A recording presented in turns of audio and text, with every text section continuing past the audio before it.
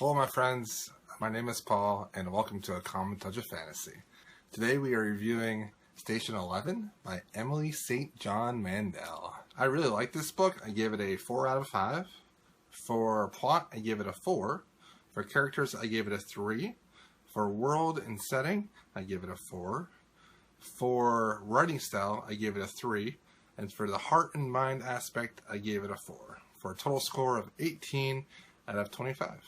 Station 11 by Emily St. John Mandel is a light science fiction book that has a post-apocalyptic narrative. This is a dystopian-like book, but it's more of a literary book than a science fiction book. You should find this book in the general fiction section of bookstores and not in the science fiction section. We follow a group of people that are all loosely connected from the previous world. There has been an epidemic, a virus, that has killed the majority of the people on Earth. There's only maybe 1% of the population left. And now there are pockets of people around this area, which is the Great Lakes area, around Toronto, in Canada there, and then also into the US there as well, around that area right there. This story follows characters that are loosely connected by something in the past, a popular actor that just died. Each one of the people in this book are connected to this actor in some way. They're either related to him, they are friends with him, or they are just acquaintances with him. And we end up following this group of people that are separated, but they all share a common interest, which is this actor that died right before the pandemic that killed the majority of the world.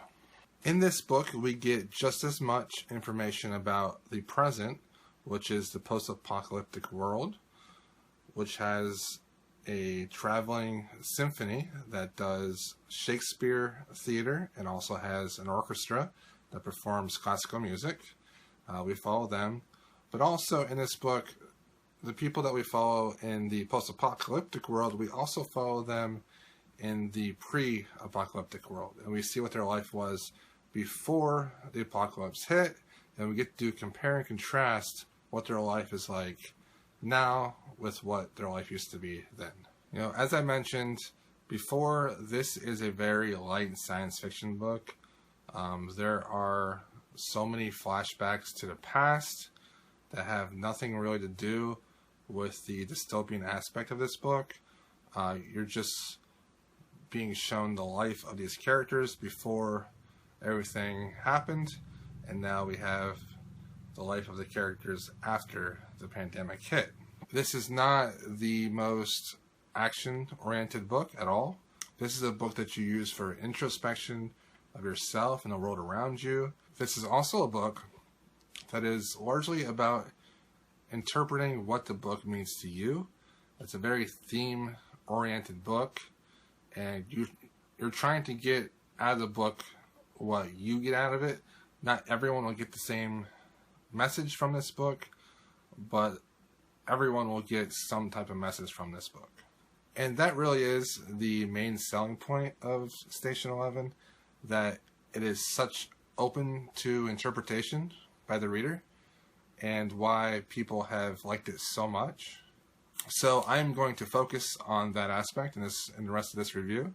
3 main themes that I got out of this book I'm going to talk about. The first main theme that I believe this book is talking about the most is that we are connected in more ways than what we think. We're connected to the people around us, the people in the world, in more ways than what we know and more ways than what we think. When we think of the people that we interact with in life, we mainly think of our family, we think of our close friends, and we think of the people that we see every single day, maybe at work, or maybe at a gym, or maybe in our neighborhood. We think of those type of people. But this book is telling us that we are connected to other people more so than what we believe. There might be a small degree of separation between you and somebody that lives a couple states away. or there might be something in common with a total stranger, and you might not even know about it. But in this book, we know the little small things that people have in common that then they end up finding that they both have in common, and then they end up having a relationship together. After this large pandemic happened in this book, there's only a very small percentage of the population left. The majority of the people in this book, their family are all gone. Their friends are all gone. A lot of the people that were in their lives every day, they're completely gone. But there are people that they have connections with, albeit small connections, that give them hope for a better future. We need to not take for granted all these interactions and small connections we have with people, because something could happen where the only hope that we have with other people and connections are those little small things. And I find that theme in this book highly positive, and I really enjoyed that theme. The second main theme in Station 11 is that we need to preserve art, we need to preserve the past. In this book, there is a traveling symphony. The traveling symphony goes from small little outpost to small little outpost, and they perform Shakespeare plays, they perform orchestra music, and this art gives these people in these small towns a reprieve from the harshness that is now their lives. In a world where there's no television, there's not much entertainment, there's no video games, having someone come into your town and put on a performance and playing music is such a gift. And this book is telling us, art, music, books, theater, these are all gifts. These are the things that speak to our soul. And even in the worst time of our lives, in the worst possible circumstance ever created, these are the things that can bring us out. And then finally, the last theme that I think this book is really trying to put forth is that the small things in life are what's the most important.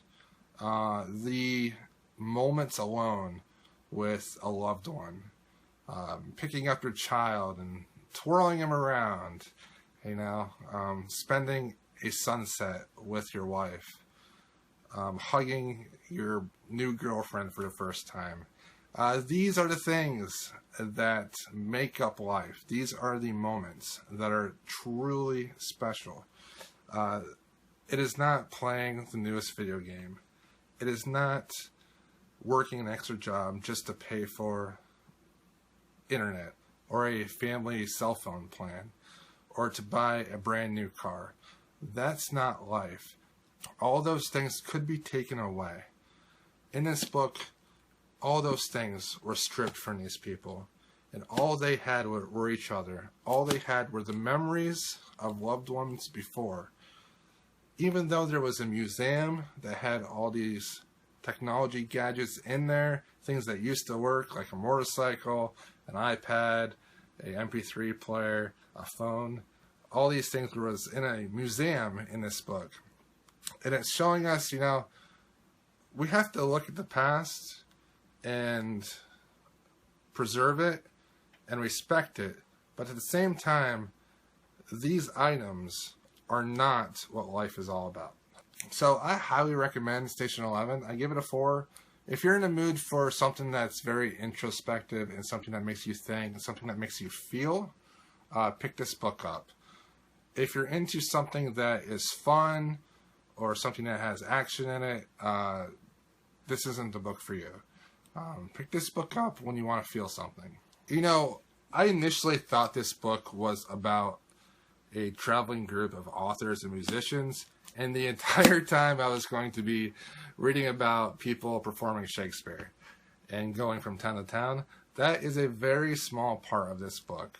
The majority of this book is the past of these characters, how they were in the past, what their lives consisted of, and what their lives now consist of in the present. Thank you for watching this review. Let me know what you thought of this book, if you've read it, and also let me know if you are planning on reading this book, and just leave some general thoughts and comments below. Please like, comment, subscribe. Don't forget that I always write a written review for every book that I review on here. That written review will always be in the description box below, and it's on commontouchoffantasy.com. Thank you so much for watching.